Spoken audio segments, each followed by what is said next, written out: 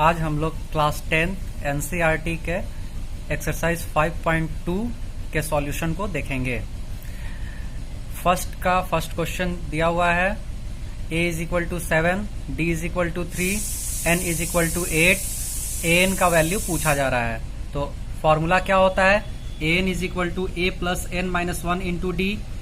तो इसका value put करेंगे, a is equal to 7 plus 8 minus 1, n का वैल्यू क्या है 8 है, इंटू 3, 7 प्लस 7 इंटू 3, इसे कैलकुलेट करेंगे 28 आंसर आ जाएगा। अब क्वेश्चन नंबर 2 का 1 देखते हैं। क्वेश्चन पूछा जा रहा है कि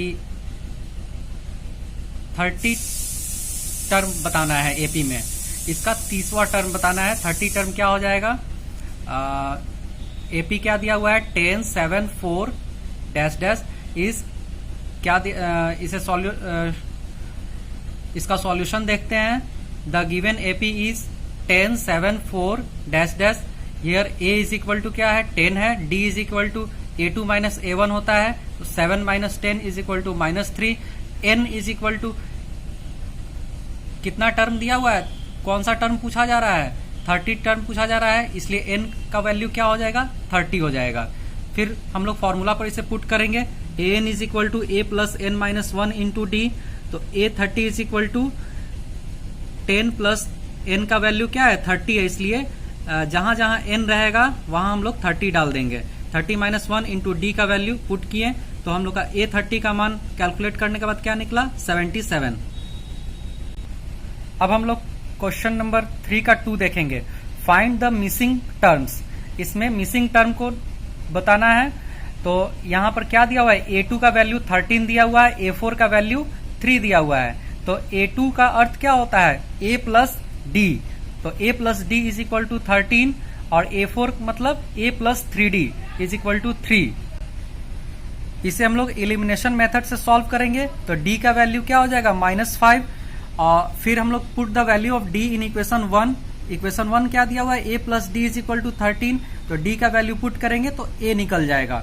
अब मेरे पास क्या हो गया, a का वैल्यू आ गया और d का वैल्यू आ गया। तो क्या पूछा जा रहा है, फर्स्ट जो फिल इन द ब्लैंक्स है वो a का वैल्यू है, तो वहां आंसर 18 हो जाएगा।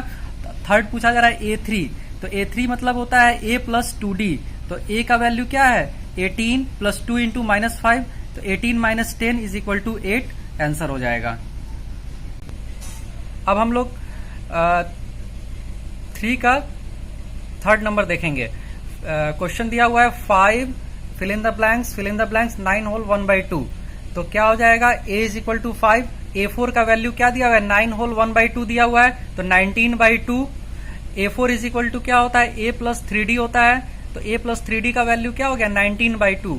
तो a का वैल्यू हम लोग पुट कर देंगे वहां क्वेश्चन से। तो a का वैल्यू क्या है 5 plus 3d is equal to 19/2। तो 3d इज इक्वल टू क्या हो जाएगा 19/2 माइनस 5। तो इसे कैलकुलेट करेंगे तो 3d का वैल्यू 9/2 निकल जाएगा। तो d का वैल्यू क्या हो जाएगा 3/2 हो जाएगा।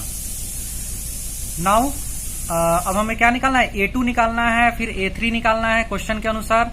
तो a2 इज इक्वल टू क्या होता है a प्लस डी होता है।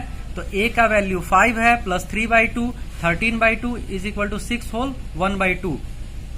ये a2 का वैल्यू निकल गया। अब a3 का वैल्यू निकालेंगे। तो a3 इज इक्वल टू क्या होता है a प्लस 2d होता है। तो a का वैल्यू 5 प्लस 2 इंटू 3/2, इसे कैलकुलेट करेंगे तो 8 हो जाएगा, यानी a3 का भी वैल्यू निकल गया। अब हम लोग इसके 3 के 5 नंबर को देखेंगे। ब्रैकेट 38, फिर ब्रैकेट ब्रैकेट ब्रैकेट -22, यानी इसमें a का वैल्यू पूछा जा रहा है, a3 का वैल्यू पूछा जा रहा है, a4 का और a5 का वैल्यू पूछा जा रहा है। तो दिया क्या है, गिवन दिया क्या है a2 का वैल्यू दिया हुआ है। तो a2 इज इक्वल टू 38। तो a2 का अर्थ क्या होता है a प्लस डी। तो a plus d is equal to 38 और a6 का वैल्यू दिया हुआ है -22। तो a6 इज इक्वल टू क्या होता है, a6 का अर्थ क्या होता है a plus 5d। a plus 5d is equal to -22। फिर हम लोग एलिमिनेशन मेथड से d का वैल्यू निकालेंगे और a का वैल्यू निकालेंगे। ऐसे हम लोग का d का वैल्यू क्या आ गया -15 आ गया।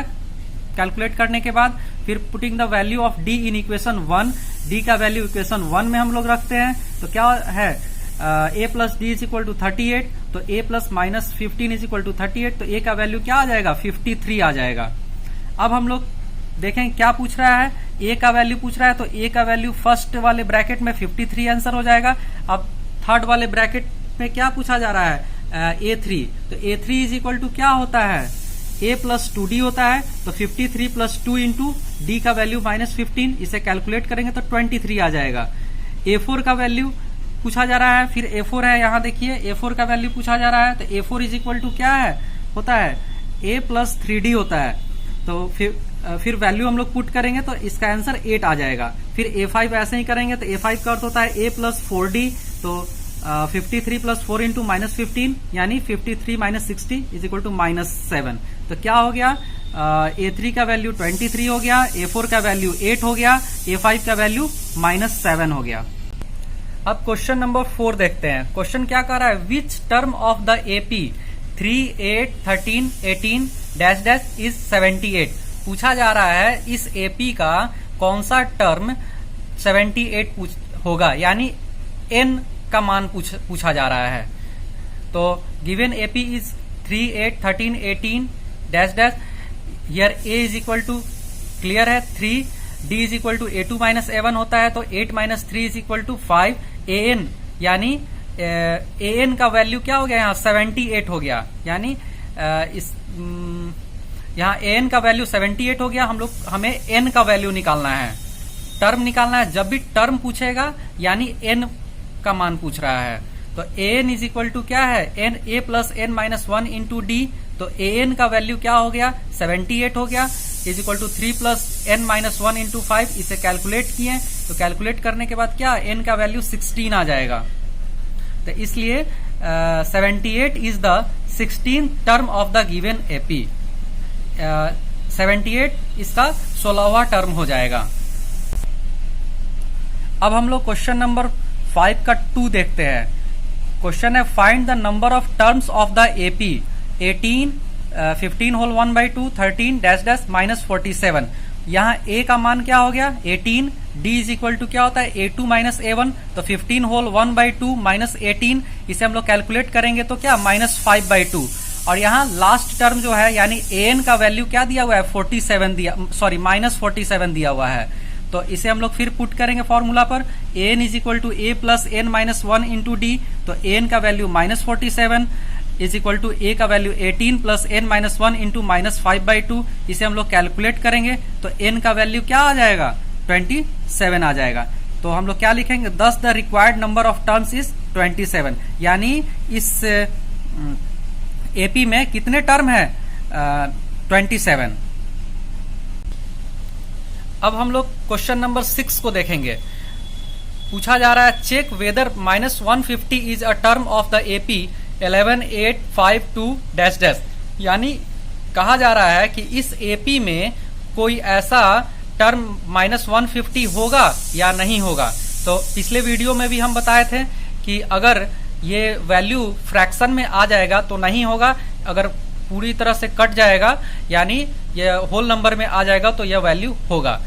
तो द गिवन एपी इज, इसका सॉल्यूशन देखते हैं 11, 8, 5, 2 डैश डैश, तो here a is equal to क्या हो जाएगा 11, d is equal to a2 minus a1 यानी 8 minus 11 is equal to minus 3, an is equal to क्या हो जाएगा माइनस 150, जो पूछा गया है उसे हम लोग an ले लेते हैं। an is equal to minus 150, तो an is equal to a plus n minus 1 into d, तो minus 150 is equal to 11 plus n minus 1 into minus 3, यानी इसका जो वैल्यू है इसे पुट किए, उसके बाद कैलकुलेट करेंगे तो n माइनस 1 का वैल्यू क्या आ जाएगा 161/3 आ जाएगा। तो n का वैल्यू क्या आ जाएगा 161/3, माइनस 1 इधर जाएगा तो क्या होगा +1, इसे कैलकुलेट करेंगे तो 164/3 हो जाएगा। तो चूंकि यह फ्रैक्शन में आ जा रहा है, पूरी तरह से कट नहीं पा रहा है, इसलिए यह नंबर इस एपी का कोई टर्म नहीं होगा। तो क्या लिखेंगे, because of fraction minus 150 is not a term of the given AP.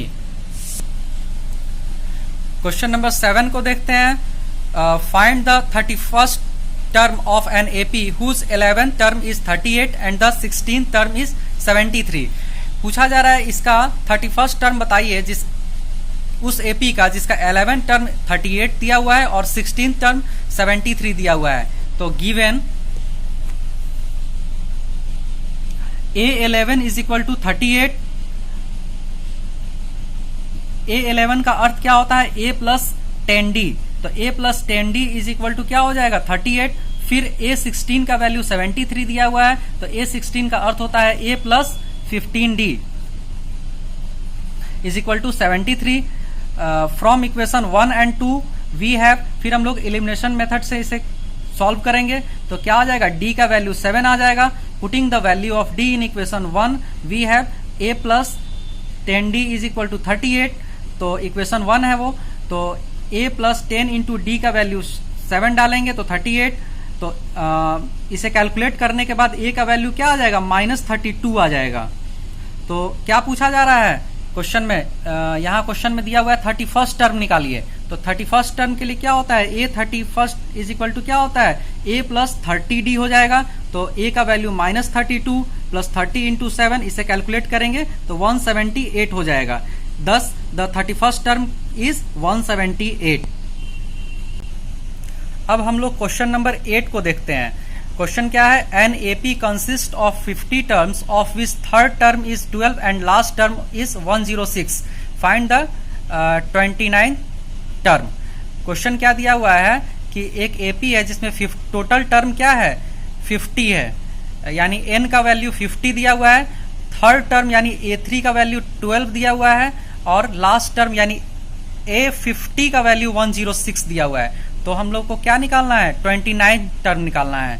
तो here n is equal to 50, A3 is equal to 12। तो A3 का अर्थ क्या होता है? A plus 2D is equal to 12, A50 is equal to 106, तो A plus 49D is equal to 106। तो equation 1 और इक्वेशन 2 से हम लोग क्या ले सकते हैं? A plus 2D is equal to 12 और A plus 49D is equal to 106। फिर इसे हम लोग एलिमिनेशन मेथड से निकालेंगे, इसका वैल्यू निकालेंगे तो D का वैल्यू 2 आ जाएगा। Putting the value of D in equation 1 we have, equation 1 में D का वैल्यू डालेंगे तो क्या आ जाएगा? A plus 2D is equal to 12। तो A plus 2 into 2 is equal to 12। तो A का वैल्यू क्या आ जाएगा? 8 आ जाएगा। तो हमारे पास क्या हो गया? A का भी वैल्यू आ गया और D का भी वैल्यू हो गया। तो क्या पूछा जा रहा है? 29 टर्म पूछा जा रहा है। यहाँ देखिए 29 टर्म पूछा जा रहा है। तो A29 इज इक्वल टू क्या होता है? A प्लस 28D होता है।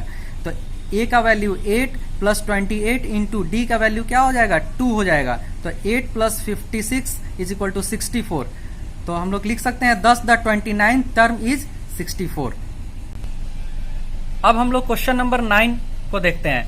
If the third and 9th term of an AP are 4 and -8 respectively, which term of this AP is 0।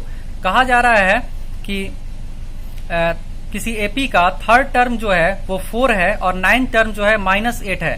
तो क्या इस AP में कोई टर्म 0 आएगा? ये देखना है। तो गिवन सॉल्यूशन देखते हैं। Given A3 is equal to 4 यानी A plus 2D is equal to 4। Again A9 is equal to -8, तो A plus 8D is equal to -8। तो इक्वेशन 1 एंड 2 से हम लोग फिर वही एलिमिनेशन मेथड से निकालेंगे तो D का वैल्यू निकल जाएगा -2। फिर D का वैल्यू इक्वेशन 1 में रखेंगे तो क्या निकल जाएगा? A का वैल्यू निकल जाएगा 8। तो A का वैल्यू यहाँ क्या हो गया? 8 हो गया। D का वैल्यू -2 हो गया। तो यहाँ एक और क्वेश्चन इसमें दिया हुआ है कि विच term of this AP is 0। क्या इस AP में कोई टर्म ऐसा आएगा जो 0 हो? तो यानी इसका जो भी पूछा जाता है टर्म उसको हम लोग AN ले लेते हैं। तो AN is equal to A plus n-1 into D। तो AN का वैल्यू यहाँ क्या ले लेंगे? 0 ले लेंगे। अगर ये फ्रैक्शन में आएगा तो नहीं होगा, अगर फ्रैक्शन में नहीं आएगा तो ये वैल्यू उस AP का टर्म होगा। तो AN is equal to A plus n-1 into D। तो 0 is equal to 8 plus n-1 into -2, इसे कैलकुलेट करेंगे तो n-1 का वैल्यू क्या आ जाएगा? 4 आ जाएगा। अब n-1 इज इक्वल टू 4, तो n इज इक्वल टू क्या हो जाएगा? 4 प्लस 1 यानी 5। इस thus the 5th term of the given AP is 0, यानी इसका 5वां टर्म क्या हो जाएगा? 0 होगा। अब हम लोग 10 नंबर क्वेश्चन को देखते हैं। The 17th term of an AP exceeds its 10th term by 7, find the common difference. ये कह रहा है क्या कि किसी एपी का जो 17th टर्म है वो 10th टर्म से 7 ज्यादा है, तो आप कॉमन डिफरेंस निकालिए। तो A17 इज इक्वल टू क्या होता है, A प्लस 16D होता है। A10 इज इक्वल टू क्या होता है, A प्लस 9D होता है। तो अकॉर्डिंग टू क्वेश्चन के अनुसार क्या कह रहा है कि A प्लस 16D जो है वो A प्लस 9D से 7 ज्यादा है। तो इसका डिफरेंस क्या हो जाएगा, ये 7 ये ज्यादा हो जाएगा। तो A plus 16D minus A plus 9D is equal to 7। इसे हम लोग कैलकुलेट करेंगे। तो A plus 16D minus A और ब्रैकेट से बाहर निकलेगा तो क्या हो जाएगा, minus A minus 9D is equal to 7। तो A से A कट जाएगा। तो 16D minus 9D is equal to 7। तो 7D इज इक्वल टू 7 हो जाएगा। 16 में से 9 जाएगा तो 7 हो जाता है। 7D is equal to 7। तो D का वैल्यू क्या हो जाएगा, 1 आ जाएगा। दस the common difference is 1। Answer आज 10 तक ही बता रहे हैं और नेक्स्ट वीडियो में आगे का सॉल्यूशन कर देंगे।